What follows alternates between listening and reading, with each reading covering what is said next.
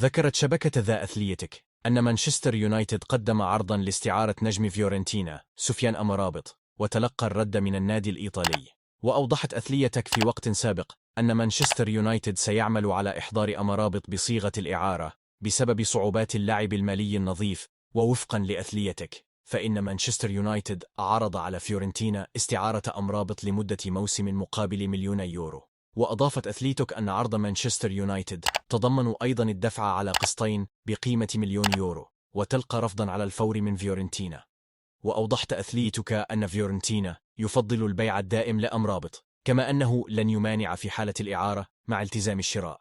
واستمرت الشبكة الأمريكية مشيرة إلى أن فيورنتينا يقدر أمرابط ب35 مليون يورو. وقالت أثليتك في الوقت ذاته أنه من المقرر أن تستمر المحادثات بين الناديين بخصوص أمرابط قبل الموعد النهائي لسوق الانتقالات، ويرتبط أمرابط بعقد مع فيورنتينا حتى صيف 2024 مع خيار التمديد لسنة أخرى.